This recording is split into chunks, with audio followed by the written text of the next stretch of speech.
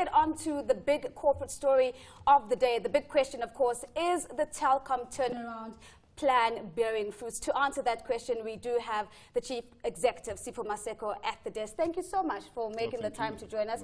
Now, all things being said, I've seen lots of headlines, and most of them seem to point to shareholders running to the bank excited about this dividend payout that they haven't seen in at least 4 years. Are dividends here to stay? Well, it's much more than just a dividend story. I think if you look at almost all of the metrics, I think our EBITDA is up 15%, net revenue up 3.1%, costs down in real terms about 5.2%. The firm is generating jolly good cash, 3.9 billion. We have no debt, so practically we owe nobody else. So clearly, with a sort of performance like that, I think that it was the right thing to do, to declare dividend, and also to add a special div on top of that. Our shareholders have waited for a little while, and I think that it was the right thing to do.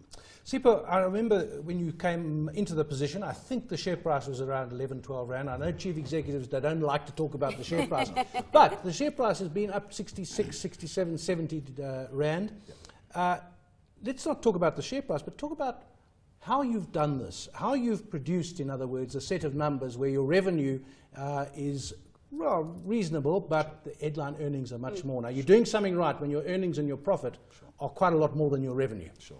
Well, a few things. I mean, clearly, when this journey began, what was very clear for us was that we needed to do a number of things. Our mobile business was burning a lot of cash at the time. So what did we do about it? We really put it into essentially an ICU position. The management team, I think, responded very, very well. In fact, actually, I'm not just impressed about them, I'm super impressed about them. The response in terms of not just building a new network, but looking to build a new distribution model. As you may well know, most of the distribution has been lapped up by the bigger mobile entities, so they had to be pretty nimble to create a new distribution model, new customers, ARPU strengthening. So I think they've done a pretty good job actually about the company. Managed CapEx on a lot more disciplined basis than they may have done before. But more importantly, what we've tried to drive is a multi-year cost efficiency program. We started off about 2 years ago.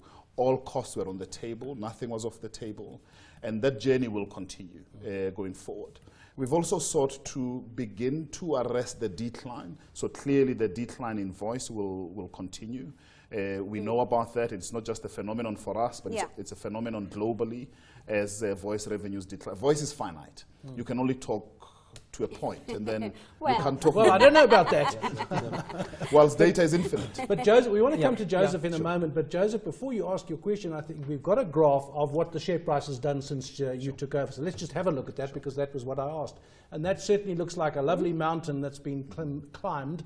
It looks at around 12, 13, 14 rand a share there, and it touched above 80. Did it go above 80? Let me help you with your eyes. I know your eyesight is not good. That's 67.10.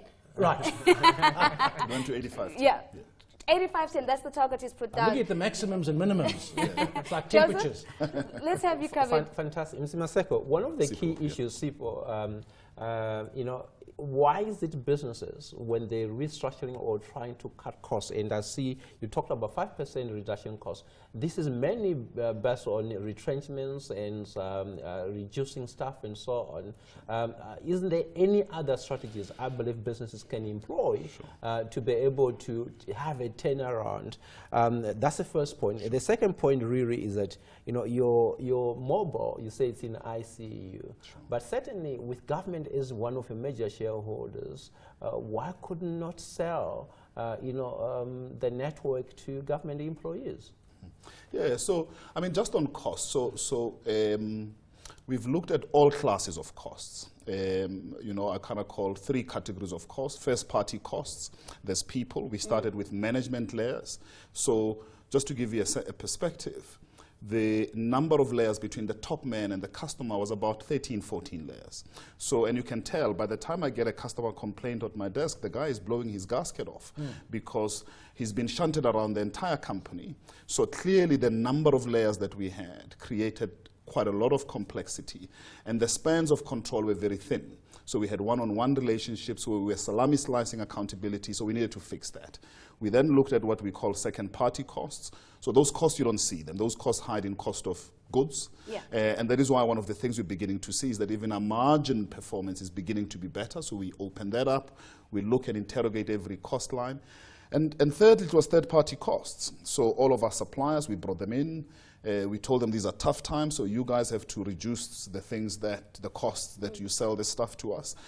And in a very funny way, in telecoms, customers want to have more bandwidth, higher speeds for less. Lower cost. Yeah. So therefore, how you balance that equation is very, very important.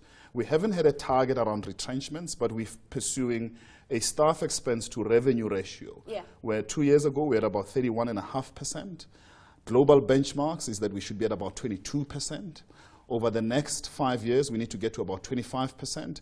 And our local competitors are at about 8% of staff expense in fact, to revenue there's a ratio. simple number there. Operating expenses in this year that we're talking about, down 1.5%. Two quick questions on that. The first one being, it's a tight balancing act to get that efficiency from a human resource perspective, whilst also making sure that you don't rattle too many cages. And in this instance, I'm talking about the unions. So a quick comment on that. And then just a quick update on where are you with the talks of network sharing with MTN? Can you bring us up to speed there? Yeah, so I mean, I'll start with the MTN bit. We're still with the Competition Commission process. It is a complex deal. It's never been done anywhere else in the world. Normally what would happen is that two network operators will hand over the network to a third party to optimize the network. What we're doing here is almost counterintuitive. We're giving it to one of our competitors to manage it. So clearly the Commission and ICASA need to kind of get their minds around this. What does this mean? Is it an exclusive arrangement? And we're saying, no, it is not. Anyone who can bring all of the elements around this can be part of this particular setup. So we'll obviously have to wait out the process.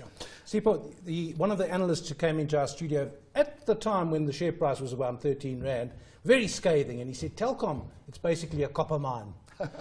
What do you say, though? Because implicit in that is saying it's an outdated technology, outdated business model. You've got to get away from it as quickly as you can, and yet it's still important to you.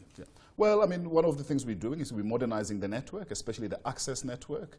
There's a lot of fiber to the home. I think now we've probably passed about 30,000 homes with fiber to the home.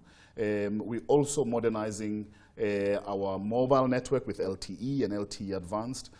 Broadband and broadband growth will be phenomenal. I actually think that all of the investment that we're making now and the use case for broadband is getting stronger and stronger. And I think that Telkom, actually in a converged world, we're well poised for that.